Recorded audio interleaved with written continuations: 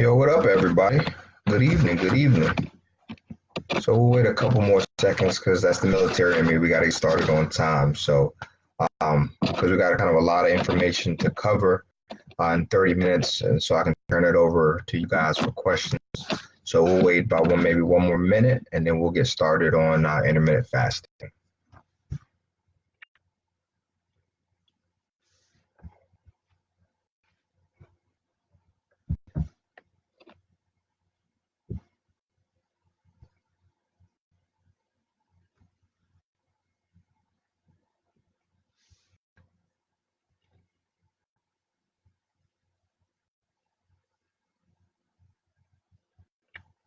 I'm good, brother.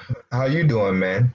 I'm glad you were able to get that in the email I sent you. So, good luck to your PhD program.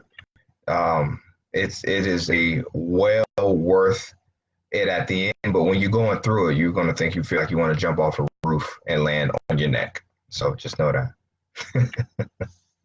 But it's worth it in the end, brother. I will be here for you when you start, when you go through your whole process to vent. I know where you're coming from. I get it. Finish that app up, sir. Finish. I didn't write that reference for anything. Make it happen. Hey, Lise, what's going on? Yeah, we ain't got no choice to be all in, brother. We got to be great or be nothing. So God requires us to be great. So definitely get it done. All right, let's kick this thing off.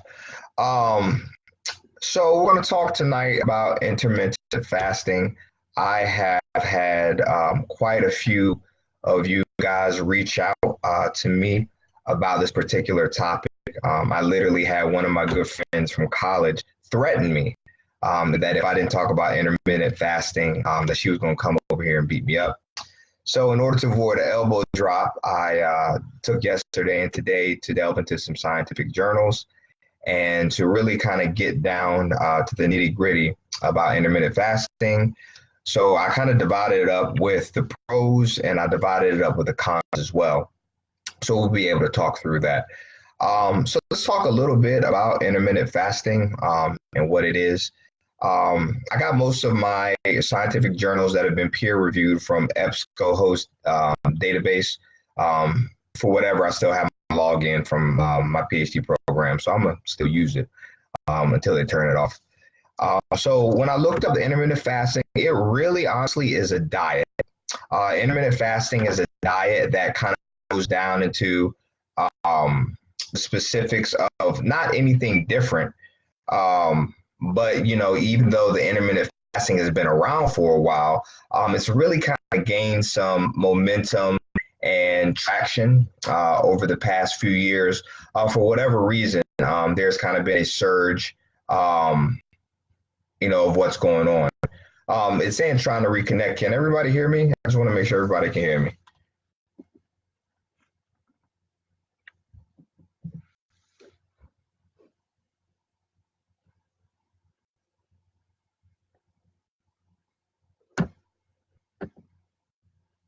Make sure my wireless is good. Can everybody hear me? Okay, cool. All right.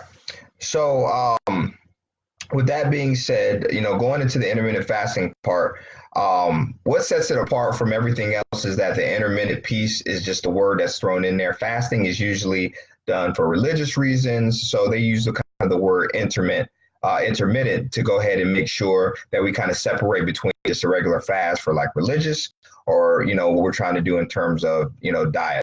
Usually it's just talking about a window of time where you're not eating. That can be, it's usually longer than 8 hours. Usually, we use the word breakfast or break fast from when the last time we eat at night until the time we leave in the morning. So with that being said, we make sure that when we say intermittent fasting, we want to understand what that is. So that can be from 16 hours usually all the way up to 48 hours is usually the intermittent fasting diet. And the way the diet was introduced is simply because it's more accessible. That diet, the restrictive calorie diet was very hard to follow. So, someone came up with, well, why don't we fast for a particular amount of time and then, we eat to satiety, or being the feeling of being full. And, that's how we're going to go about it. So intermittent fasting is just kind of restricting your food intake, but only on certain days. So that's just the more basics of it. So I was doing the research and pulling these things from the journals. I kind of wrote down some claims that we'll kind of go over tonight of the benefits of intermittent fasting and what that means. So, there's some of the benefits that I've written down from improving, from going with intermittent fasting was glucose homeostasis, boosting of energy, increasing growth hormone, GH production, reducing inflammation, and decreasing stress, lowering triglycerides or fat levels, blood pressure, increasing and protecting brain function, and immune diseases such as cancer, heart disease, stroke, eye disease, and Alzheimer's. So those are some of the claims that I found across several medical journals saying that those are the benefits of fasting. So the claims about intermittent fasting, are the benefits true? From what the research has said, a lot of these are about 75 to 80% of the studies have actually been done on animals and specifically rats. And as we know, rats and humans don't have the same physiological makeup. So it's really hard to take conclusive evidence from those rats. So we have the human body. It doesn't really work the same. And it's, kind of hard to conduct the study because there's 3 to 4 different types of intermittent fasting styles as well. Intermittent fasting is just a kind of a wide blanket umbrella of exactly, that, there's different ones that we'll go over in a second. But just to be clear that, most of the studies are either very short, there's not a great sample size, and we know in scientific research, sample size and population is huge, and that's very important. And, also too, trying to understand that, there's 3 to 4 different variables that are in there because all of the fasting is different. So it really kind of boils down to 80% is done on animals and only 20% have been done on humans, and it's not a lot of study on it. Going across quite a few medical journals said the same thing. So this is basically an umbrella term. So we'll go over the 3 types of intermittent fasting that there are. They're the alternate day fasting, which are basically, not eating food for 36 hours. And then after those 36 hours, you have like a 12-hour window where you can kind of eat what you want, eat to satiety. Most people binge, to be honest with you, and that's something that we'll go on later. The other one is the whole day fasting. Whole day fasting is like a 5-2 diet is what it's usually called. Usually you're eating and your normal calorie intake for 5 days. And then after that, 2 days, you're going to reduce your caloric restriction down to 25%. So those 2 days, you're going probably like 500 or 600 calories for those 2 days. And that seems a little bit more extreme about that. Also, too, you have time restricted feeding, which is the most lenient type of intermittent fasting. Which really you're just for, maybe 12 to 16 hours, you're really not eating anything. And then most people in the fitness world are doing that to where they may eat last meal at maybe 7 or 8 o'clock at night. And then the next meal, they're not eating until maybe like noon at their lunchtime. So that's the time restricted feeding, which is probably the most lenient out of all of them. So let's specifically talk about the pros and cons that I found. This is no by any means an exhaustive list, but these are some of the pros that I found, and then we'll get into the cons and kind of compare those as well.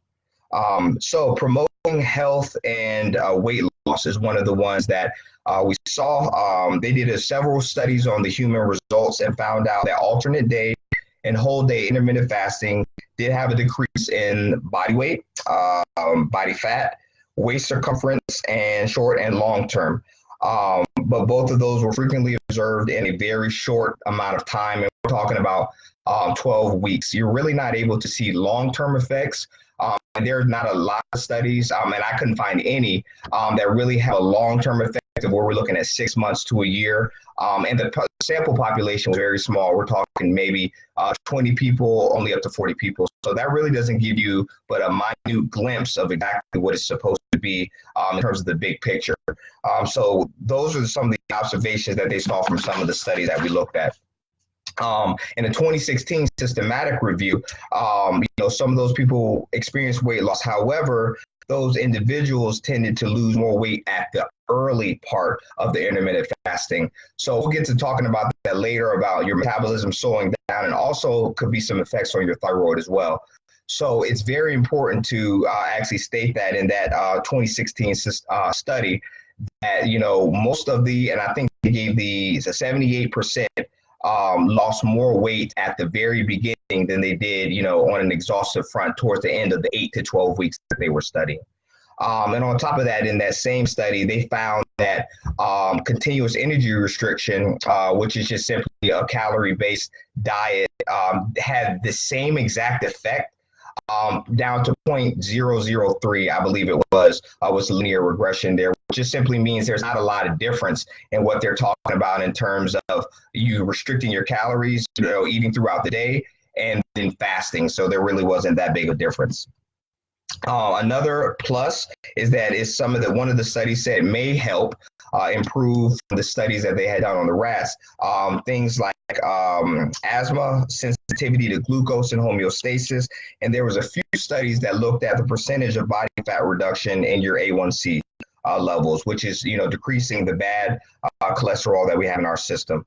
And then also brain function was another plus that they said one of the common benefits of it. Studies have explored more effects of time-restricted and cognitive performance, such as memory. So your cognitive recognition improves on some of the people that they had tested. So they utilized that data set, and then they went ahead and said that may be a link to some of that. Remember, it's a short window of 12 weeks, but memory function has improved. And there's no calorie restriction and no change in the diet. So that's another bonus with the intermittent fasting, that people, can go and kind of eat what they want once they are able to go after their fast and eat their foods. But that's another hindrance too, because it could be a binge, but we'll talk about the cons later. Another bonus with intermittent fasting is that it's simple. It's an easy pattern to follow. People with, kind of restrictive schedules, and don't have a lot of flexibility can really follow a intermittent fasting diet and incorporate in their, usual current routine. And, the last one that I saw really that everyone talked about was a larger portion sizes you're able to eat in a shorter amount of time. That just means you're able to eat that much more food, and you can function to prevent, typical food binge. But when we go and talking about the cons, here's where some of the things that we, really kind of, there's some concrete data here. And, this is where you're going to have to make, is the best thing for you to do. And we'll talk about that at the end. But, there is some links in a 2016 study of systematic review that there's studies that found that intermittent fasting had people feeling cold. They had constipation issues, especially if you have GI issues. They had found that that in that 12-week study that they did, that people were feeling cold, there were headaches, there was a bad lack of energy, and a lack of concentration. So it all depends on how glucose is circulated throughout your body. And when you have a low level of that, going into what we talked about a couple of weeks ago with the keto diet, those are some of the main things that you're feeling, especially that's why they tell people who have glycemic issues not to fast at all, because in that amount of time, blood sugar drops and then they get lightheaded and all those things happen. So that's one of the negative proponents of that. Also, in that same 12-week study, they found that it did not have a ability for anyone to exercise and be a negative connotation. So you can exercise, you can do, there was no study saying you can't do that. Usually the fit or lean people that are exercising when they're doing this already have a pretty good metabolism. So it's really not, and, they're able to release, ketones when needed and things like that. So they're able to really kind of buckle down and get into that intermittent fasting and not have it affect their exercise, which is one of the studies that they found as well. But they did also in the same pretext talk about breakfast consumption, which also aids in cognitive performance and academic performance as well. So there's studies to prove that. So getting enough fuel throughout the day is important as well. So feasting and binging, those are one of the two things that people really don't understand when it comes to terms of how they fast. So when they're fasting, you have usually, your set amount of time, whether that be 16 hours, whether that be 24 hours or 36 hours that you're fasting. So when you're fasting for that amount of time, what happens is that when you are able to eat, you really kind of go in. You're eating whatever you want to eat. You're eating, whether that's pizza, whether that's wings, whether that's fries, whether that's salty foods, just to get that satiety feeling or that feeling of being full, which is, kind of dangerous in that sense because everything that you just fasted, you're now taking back into your body. So you really have to be mindful that, they found that the people in the study were binging on foods because they didn't tell them what to eat, but your body after a time, because, electrolyte depletion, you're going to be craving salt.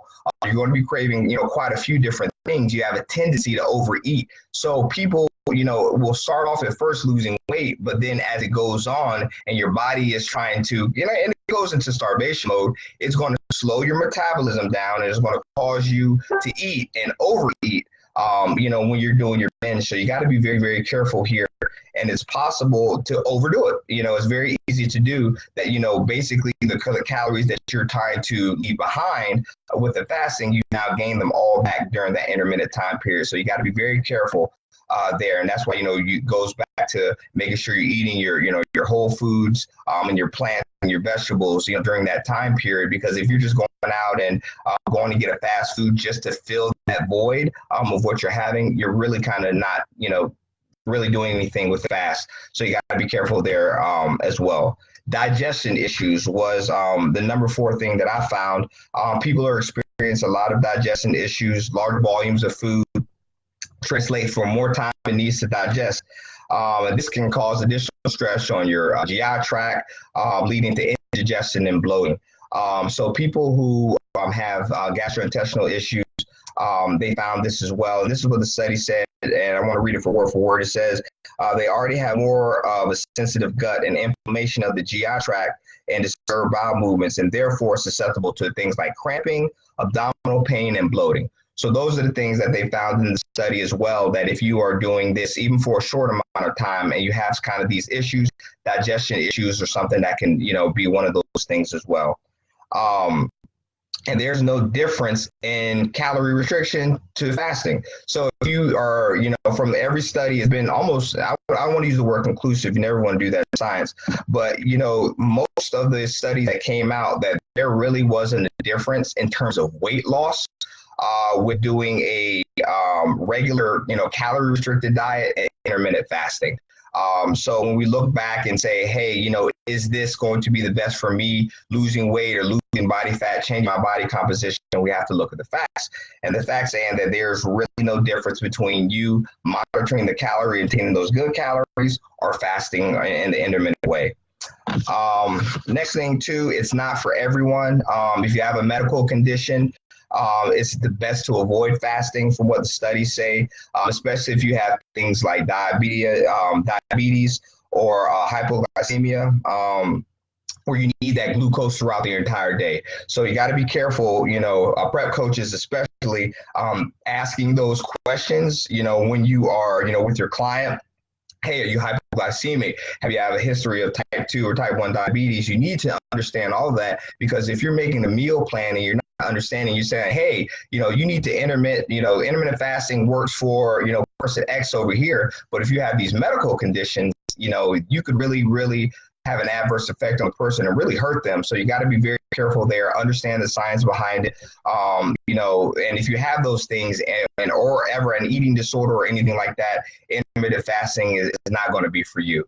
Because, even with this talk about the eating disorder, you go on a binge eating and kind of gives that cognitive recognition that that's okay. Sometimes you can't stop and it may set you back in that, type of eating disorder if you have those things.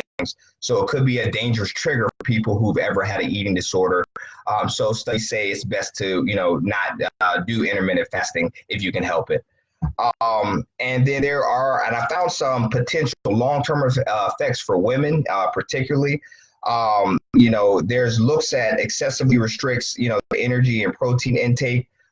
Nutrient deficiencies was one of those. Electrolyte abnormalities, they found that in that 12-week study. And then they actually looked at, in a longer study, which is probably the only one that I found, which was actually 3 months, they looked at fertility and reproductive issues in women.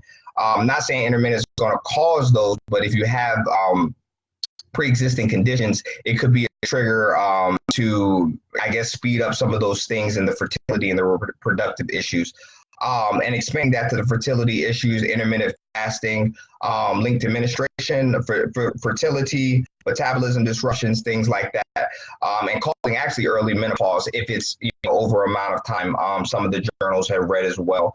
I do want to read a direct quote from a 2017 review saying a study involving normal cycling women found that 3 consecutive days of total fast during the phases affected their hormones, their leptin hormones, and however, it not interfere with follicle development. So you need to definitely be dealing with a registered dietitian and asking those particular questions if you're looking at, trying to possibly do intermittent fasting. Another study found that obese or overweight women reported longer average menstruation cycles when they did intermittent fasting, and this was for a 3-month test compared to just regular continuous energy restriction, which just simply means counting calories. And researchers need to still do more studies on that as well. And like we said at the beginning of the topic, a lot of these studies have been done on animals, rats in particular, and the 20% or so studies that are out there on humans aren't very long, but we need to just, do more delving and do more research. And there'll be more research coming out over how the long-term effects over maybe 6 months to a year is what some of the next proposed studies are looking at doing. Let's see. Next thing that we have up here that could be an issue is potential weight gain. And we'll kind of slow walk this one because research on intermittent fasting has a direct correlation with affecting metabolism. There's a decreased resilience to carbohydrates. As we know, there's the fuel source, and that glycogen is broken down into the system, and then and then you use mainly fatty acids, kind of like that ketosis, like we talked about last week. So what happens there over time is that if you fast over time, your body's resting metabolic rate slows down. It's just it's very hard to outsmart your body. God made us that way. So it's very hard to outsmart your body. So what ends up happening is that your metabolism slows down, and you got to be very careful because now you're having to reduce glucose response.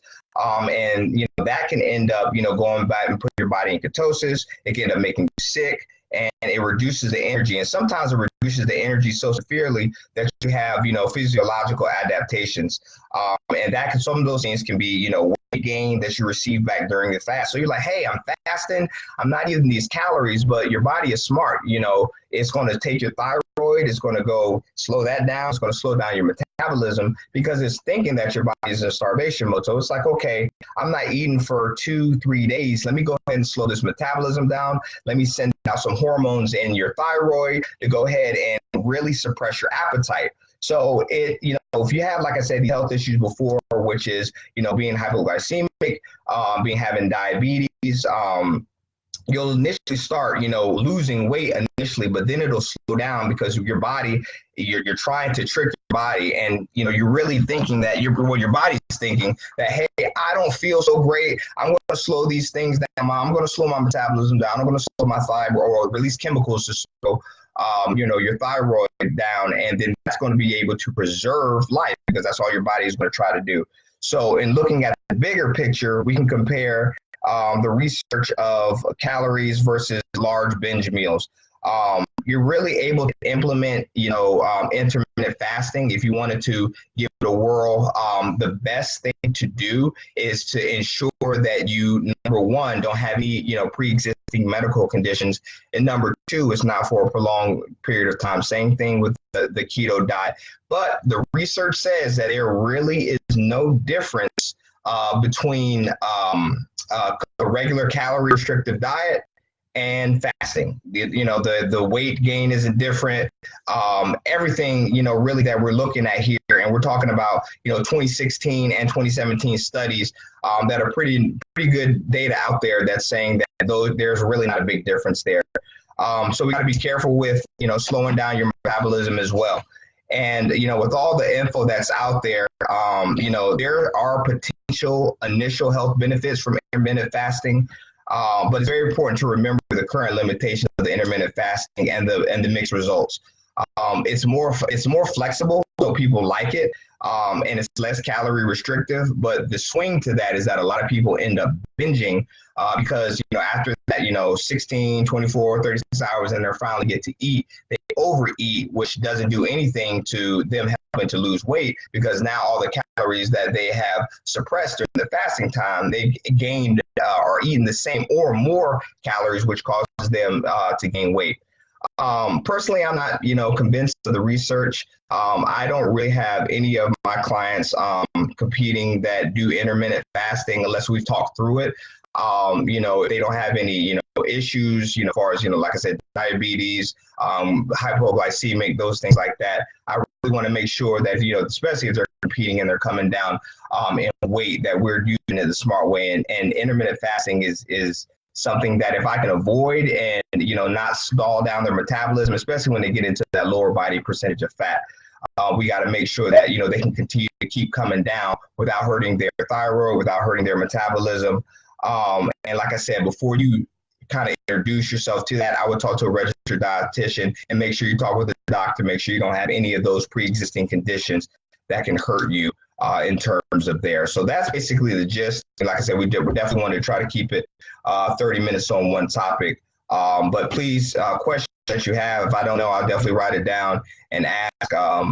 And any questions, please let me know.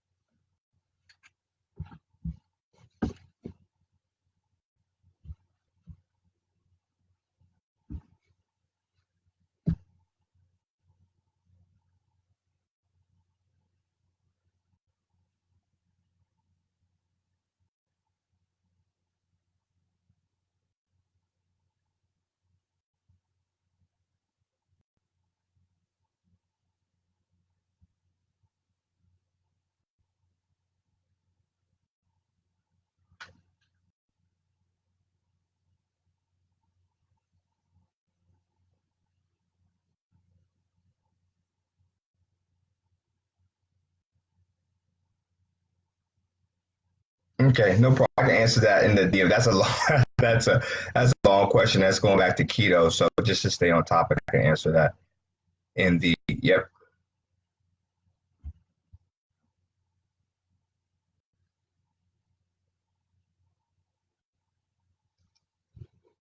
Okay. Any other questions that we have on intermittent fasting? And please, you guys have been great with keeping me honest and doing this every 2 weeks and making sure that we're good.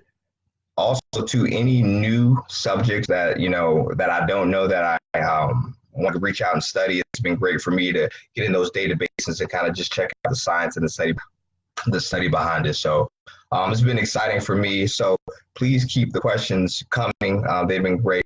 And I try to set it just answering two topics. We'll just do one, because when we try to do keto and then calories in versus calorie out, it ran long. We want to be, respectful of everyone's time. So thank you so much. I really appreciate it. We'll be doing, this best practices again. We finally went with that name. And, we're just trying to get education out here for, just nutrition, being healthy, and, wellness which is the most important thing. So we'll talk to you guys in 2 weeks or maybe next week, depending on some of the topics that are coming in. And I definitely appreciate everybody's participation. Thanks.